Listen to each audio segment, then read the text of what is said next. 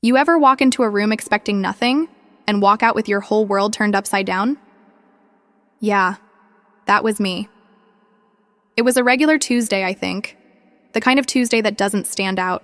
The sky was gray, not rainy, just cloudy. My mom had asked me to go over to my uncle's house and drop off some food she'd made. She'd cooked too much again. She always does.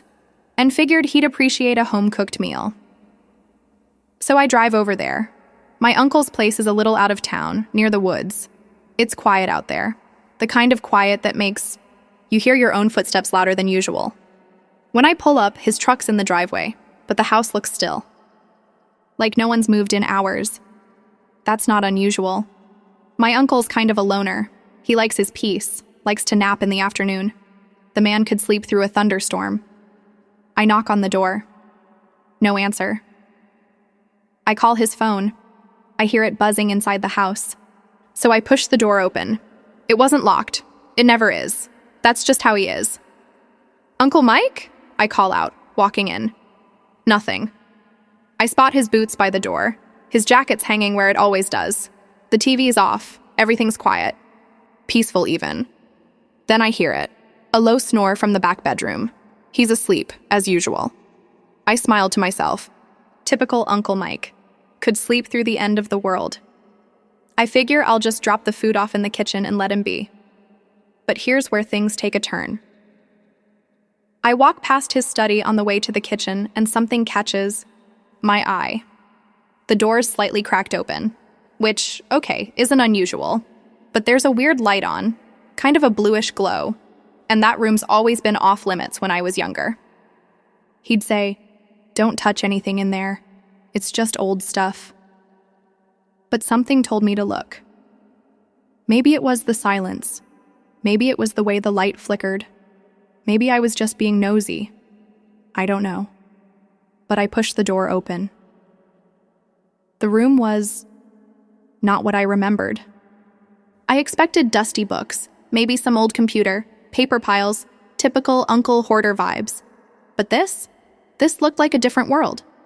There were maps, old ones, framed, dozens of notebooks lined up on shelves, strange symbols on some.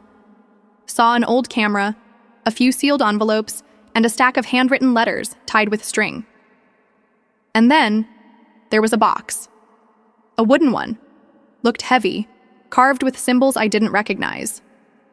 It sat in the center of the desk like it owned the place, like everything else revolved around it. My heart was racing. I know I shouldn't have. But curiosity? That's a powerful thing. I walked over, sat down, and touched the box. It was warm. Not like room temperature warm, like alive warm. You ever touch something and feel like it's humming? That's what this felt like. I hesitated. Part of me said, leave it. The other part said, he'll never know. And I wish I could say I listened to the smarter half of myself. I opened the box. Inside were photos, dozens, black and white, some faded, people I didn't recognize. And at the bottom, a small velvet pouch. Inside the pouch was a ring, but this wasn't just some jewelry. The ring was old, like museum old. And the second I held it up to the light, I saw it. An engraving on the inside. My last name. But not just mine. It was his name too. My grandfather's. And that's when it hit me. This wasn't just some box of keepsakes. This was a secret. And I was standing right in the middle of it. I grabbed one of the letters. The handwriting was neat, like it was written by someone who cared about every word. I opened it carefully. It was dated 1953. It started with, "To whoever finds this, know that the truth doesn't belong to just one man." What? That's when I heard movement behind me. I turned. Uncle Mike was standing in the doorway, rubbing his eyes clearly, half awake.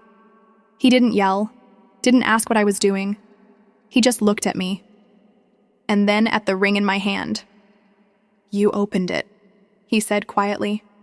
I nodded, suddenly feeling 10 years old again, like I was caught stealing cookies. He sighed, walked in, sat across from me. I figured it'd be you, he said. I blinked. What does that mean? He leaned forward, grabbed the ring, held it between his fingers. You ever wonder why I never talk about my dad? He asked. I had, but families are funny. We avoid the deep stuff until it's too late. So I just said, yeah, sometimes. He looked me dead in the eyes. There are things about this family you don't know, things we were told to forget, for our safety, for everyone's safety. And I laughed. Not because it was funny, but because it sounded like something out of a Netflix series. Uncle Mike, what is this? Some secret society thing? He didn't smile. It's not a game, he said. It's a responsibility. Over the next hour, I sat there while my uncle, the man I thought I knew, told me a story that shook me to my core. Our grandfather, not just a soldier, like the family said. He was something else, a messenger, a protector of certain information, things not written in books, truths buried beneath layers of lies. And that ring? It was a key, a literal key to a vault hidden somewhere in the Northwest. Not money, not weapons, something older. Knowledge. Ancient, dangerous knowledge. The kind of thing people kill to keep quiet. My uncle had been protecting it his whole life, living quiet, off-grid. He'd sworn an oath, he said. And so had our grandfather. He showed me newspaper clippings, strange disappearances, encrypted symbols in public art, even a photo of him in a desert with men in suits behind him. I couldn't process it all. I didn't want to believe it. But the look in his eyes, that was real. And then he said something I'll never forget. I've been waiting for the right time. But there's never a right time for the truth, is there? There's just now. And now, it's yours too. I looked at that box, at the letters, at the ring. I thought I was just dropping off food, but I walked into a legacy, a burden, a secret, a calling. And it all started while my uncle was sleeping in his room. I still don't know what I'm going to do with everything he told me. Some days I wish I'd never opened that door. Other days I know I had to, because some stories find you, and when they do, you can't ignore them. Thanks for listening. If this story made you think, even just for a second, hit that like button, subscribe, and share it with someone who believes in more than just the surface of things. Because maybe, just maybe, the truth isn't hidden. Maybe it's just sleeping, waiting for someone to discover it.